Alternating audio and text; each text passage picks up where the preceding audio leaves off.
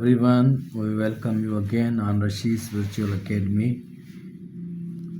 Sentence correction की series अभी तक जारी है और मेरे ख्याल से ये जो वीडियो मैं बना रहा हूँ सेंटेंस करेक्शन के हिसाब से ये मेरी जो है 2 आखिरी वीडियोस होंगी और उसके बाद मैं जो सीरीज़ शुरू करूँगा वो प्रीपोजिशन होगी। ये वक्तन फ़वक्तन with the passage of time कभी सेंटेंस करेक्शन ये भी चलते रहेंगे। ये वाइंड अप नहीं कर रहा मैं, सेंटेंस करेक्शन वक्त के हिसाब से चलते रहेंगे। जैसे मेरी ऑडियंस, मेरे रीडर्स, मेरे लिसनर्स वो बोर ना हो, इस वजह से थोड़ा शिफ्ट करते रहेंगे। कभी जो है मुख्तलिफ मौजूज़ पर, कभी प्रीपोजिशन, कभी सेंटेंस करेक्शन, कभी जो है इडियम्स। और इडियम्स को भी मैं फ़ोकस करूँगा, ख़ास तौर पर जो आने वाला एग्ज़ाम है सीएसएस का 2025, उसके लिए जो पंक्चुएशन की सीरीज़ है वो मैं चलाऊँगा, प्रीपोजिशन की है वो चलाऊँगा, ख़ास तौर पर सीएसएस वालों के लिए, जैसे उनको फ़ायदा हो जाए इंशाअल्लाह। पेयर ऑफ वर्ड्स चलाएँगे इंशाअल्लाह। तो इस तरह से जो है आपके लिए कोशिश करेंगे, एक्सप्लोर करेंगे कि आपको अच्छी चीज़ें जो आने वाली हैं एग्ज़ाम्स में, एक्सपेक्टेड चीज़ें, वो आपके लिए इंशाल्लाह हम पेश करेंगे। तो बिना किसी देर के हम शुरू करते हैं। पहला जुमला है हमारा जी, पहला जुमला पढ़ते हैं। The school opens eight 8 afternoon. अब इस जुमले में जो गलती है बेसिकली जो आफ्टरनून वर्ड है वो अपने साथ इन लेता है, इन भी लेता है और डेफिनेट आर्टिकल भी इस्तेमाल होता है। तो जब भी हम ये स्ट्रक्चर इस्तेमाल करते हैं, in the afternoon, in the evening, in the morning, तो इस तरह से ये स्ट्रक्चर इस्तेमाल होता है। ठीक है, इसके साथ एट नहीं लगती, इन लगती है और डेफिनेट आर्टिकल भी लगता है। तो ये जुमला दुरुस्त किस तरह से होगा? The school opens eight 1 in the morning. इस तरह से आपका ये जुमला दुरुस्त हो गया। ठीक है जी। तो इसमें ये गलती है, बुनियादी गलती है और बेसिक चीज़ है, सबको पता होना चाहिए, लेकिन बहुत सारे लोगों को ये भी पता नहीं होता। इसलिए मैंने जो है ना उन चीज़ों को भी मैं उन पे ऊपर भी वीडियोस बना रहा हूँ जिनको अक्सर करके जो चीज़ें कॉमन होती हैं लेकिन लोगों को पता नहीं होता। तो हमें समझ में आता है कि लोगों को आता है, ये तो बिल्कुल ईजी है, हालांकि ऐसा नहीं है। हम लोगों से पूछेंगे, उनको मसला होता है। तो इसलिए मैं जो है ना माइन्यूट चीज़ों जो बहुत कॉमन होती हैं उनके ऊपर भी जो है ना वीडियोस बना लेता हूँ ताकि लोगों को पता चले। सब लोग जो है ना बहुत सारे लोग रूरल एरियाज से होते हैं और अर्बन एरियाज़ के भी, क्योंकि रीडिंग का कल्चर नहीं है हमारे पास, सिर्फ मजबूरी में पढ़ते हैं। कोई एग्ज़ाम क्वालिफ़ाई करना हो, कोई इम्तिहान देना हो, नौकरी चाहिए, उसके लिए पढ़ते हैं हम। जनरल रीडिंग का कॉन्सेप्ट बहुत कम है हमारे यहाँ। ठीक है जी। तो इसलिए हम जो है ना मैंने माइन्यूट चीज़ों को फोकस किया है। नेक्स्ट जुमला पढ़ते हैं। I am agree that she is socially intelligent. अब आई एम एग्री जो है ये गलत है जुमला। बेसिकली एग्री जो है ना वर्ब है, यहाँ पर इसने एडजेक्टिव के तौर पर इस्तेमाल किया, लेकिन एडजेक्टिव नहीं है। तो I am agree is a verb, इस तरह से जुमला इस्तेमाल नहीं होगा इस तरह से। I agree that she is socially, not totally, socially intelligent. तो इस तरह से आपका ये जुमला दुरुस्त हो जाएगा। नंबर 3 सेंटेंस है walking along the forest we saw a lion. Walking along the forest, forest में घूम रहे थे तो वहाँ पर जो है ना अलॉन्ग जो है बेसिकली वो जो है कोई किसी चीज़ की next to the side of something. मिसाल किस चीज़ की बाउंड्री है, मिसाल आप रोड पर घूम रहे हैं तो उसकी साइड एक होगी। ठीक है, तो एक साइड से आप उसकी जो बाउंड्री लाइन है उस वहाँ से घूमेंगे, रिवर की बाउंड्री लाइन है वहाँ से घूमेंगे, तो वहाँ पर अलॉन्ग इस्तेमाल हो सकता है। ठीक है जी। लेकिन थ्रो का जो डिफरेंस है वो होता है to walk from one side of an area to another. एक एरिया से दूसरी एरिया तक आप जाएंगे तो उसके लिए आप थ्रो इस्तेमाल करेंगे। ठीक है, एक चीज़ से गुज़र कर आप जाएंगे, इस तरह से इसको बिल्कुल सिंपल तरीके से हम समझते हैं। मिसाल के तौर पर ये एरो है, ये इस यहाँ से गुज़र कर यहाँ चला जाएगा, तो इसके लिए थ्रो इस्तेमाल होगा। ठीक है जी। तो किसी चीज़ से गुज़र कर जो है ना कहीं जगह पर जाना, उसके लिए थ्रो इस्तेमाल होता है।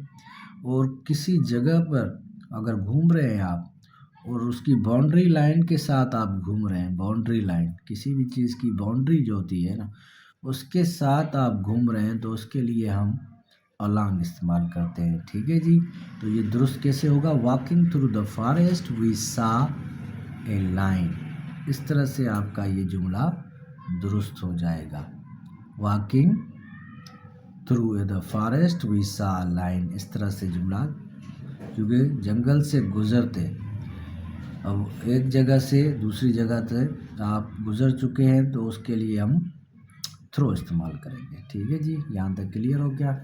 नंबर सेकंड सेंटेंस हम पढ़ते हैं, number 4, she already went abroad. अब जो ऑलरेडी है ना ये एडवर्ब ऑफ टाइम है। ठीक है जी। ये हमेशा प्रेजेंट परफेक्ट टेंस के साथ इस्तेमाल होता है, प्रेजेंट परफेक्ट टेंस के साथ इस्तेमाल होता है, पास्ट सिंपल के साथ इस्तेमाल नहीं होता। तो ये जुमला कैसे बनेगा? प्रेजेंट परफेक्ट टेंस में इसको कन्वर्ट करते हैं, she has already gone abroad. ठीक है जी। तो इस तरह से ऑलरेडी जो है अपने साथ प्रेजेंट परफेक्ट टेंस लेता है, ना कि पास्ट सिंपल टेंस। इसी तरह से नंबर 5 सेंटेंस भी इस तरह का है, आई हैवंट गॉट पे रेज ऑलरेडी। अब जब प्रेजेंट परफेक्ट टेंस के साथ अगर नेगेटिव सेंटेंस होगा तो उसके साथ येट इस्तेमाल होता है, ऑलरेडी नहीं होता। ठीक है जी। आई हैवंट गॉट माई पे रेज येट, माई पे रेज यहाँ पर माई होगा। आई हैवंट गॉट माई पे रेज येट, अभी तक जो मेरी सैलरी बढ़ी थी वो मुझे नहीं मिली। ठीक है, जो पे रेज हुआ है वो मुझे अभी तक नहीं मिला। ठीक है, इस तरह से आपका ये जुमला दुरुस्त हो जाएगा। अब नंबर 6 सेंटेंस पढ़ते हैं हम। नंबर 6 सेंटेंस को देखते हैं। ठीक है जी। तो नंबर 6 सेंटेंस है, this spouse takes care of children on alternative days. अब यहाँ पर जो है अल्टरनेट और अल्टरनेटिव ये जो इस्तेमाल होते हैं वर्ड, बिल्कुल मुख्तलिफ तरीके से इस्तेमाल होते हैं। अल्टरनेट और अल्टरनेटिव, इनका इस्तेमाल एक ही वर्ड है लेकिन इसका इस्तेमाल अलग अलग होता है। अल्टरनेट जो होता है वो जो है इस तरह से इस्तेमाल होगा कि एक दिन छोड़कर दूसरे दिन पर। ठीक है जी। मिसाल, this spouse takes care of children on alternate days. एक दिन वो ख्याल रखेगा, मीन्स हस्बैंड, स्पाउस वर्ड जो है वो हस्बैंड एंड वाइफ के लिए इस्तेमाल होता है, हस्बैंड एंड वाइफ के लिए इस्तेमाल होता है। तो हस्बैंड एंड वाइफ जो है ना अल्टरनेट डेज पर, एक दिन वो ख्याल रखेगा बच्चों का, एक दिन वो ख्याल रखेगी बच्चों का। इस तरह से हम इसको अल्टरनेट डेज कहेंगे, अल्टरनेटिव डेज नहीं कहेंगे। यहाँ पर गलती जो है अल्टरनेटिव वर्ड में, तो इसको हम दुरुस्त करते हैं, this spouse takes care of children on alternate days. ठीक है जी, यहाँ तक क्लियर हो गया। Number 7 sentence, we should find out the alternate solution of this problem. Alternate, अब जो अल्टरनेट जो मैंने एक्सप्लेन कर लिया है पहले भी, अल्टरनेट किस तरह से इस्तेमाल होगा। यहाँ पर जो है ना मुतबादिल की माना लगता है अल्टरनेटिव, मीन्स किसी चीज़ का जो है ना किसी मसले का सॉल्यूशन ढूंढना। ठीक है, और सॉल्यूशन के लिए, मुतबादिल सॉल्यूशन के लिए हम अल्टरनेटिव इस्तेमाल करते हैं। We should find out the alternative solution of this problem. ठीक है जी। अल्टरनेटिव का मकसद ये होता है कि किसी चीज़ का मुतबादिल ढूंढना, ना कि वो चीज़ जो है वक्तन फ़वक्तन, जैसे मैंने ऊपर जुमले में लिखा है हस्बैंड एंड वाइफ के सिलसिले में, इस तरह से इस्तेमाल नहीं होगा। इन रिटर्न होगा। ठीक है, पीरियड्स ऑफ टाइम इन्वॉल्व करेगा। ठीक है, अल्टरनेट और अल्टरनेटिव जो है वो मुतबादिल की माना शो करेगा। ठीक है जी। नंबर 8 सेंटेंस हम पढ़ते हैं। ही always teaches in this college, ठीक है। यहाँ पर जो है ऑलवेज में जो है ना इम्प्रॉपर वर्ड है ऑलवेज, ये होगा he still teaches in this college, वो अभी तक इस कॉलेज में पढ़ाता है। इस तरह से आपका ये जुमला दुरुस्त हो जाएगा। नंबर 9 सेंटेंस है जी, many a great people die without satisfying their ambitions.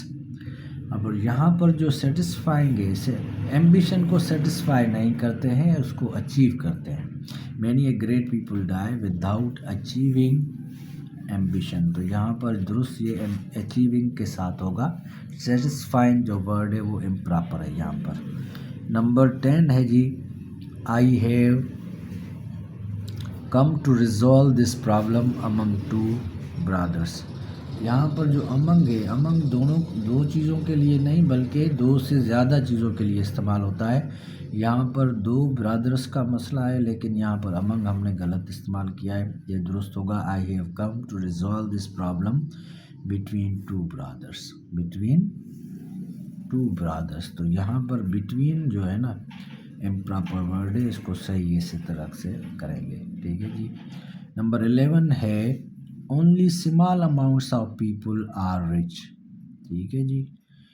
Only small amounts of, amounts के साथ जो है हमेशा हम जो है ना अनकाउंटेबल, हाँ ये इस तरह से ये जो है only small numbers of people, amount की जगह number of people. Number of people जो है काउंटेबल नाउन के साथ लगता है और अमाउंट जो है अनकाउंटेबल नाउन के साथ लगता है, यहाँ पर ये गलती। तो इसको हम only small number of people are rich इस तरह से दुरुस्त करेंगे, क्योंकि नंबर ऑफ पीपल के साथ जो है काउंटेबल नाउन इस्तेमाल होता है। अमाउंट ऑफ पीपल, अमाउंट जो है अनकाउंटेबल नाउन के साथ इस्तेमाल होता है, ठीक है जी। तो यहाँ पर अमाउंट जो है ना इम्प्रॉपर वर्ड है, नंबर ऑफ जो है सही लगेगा यहाँ पर। इस तरह से ये जुमला आपका दुरुस्त हो जाएगा, ठीक है जी।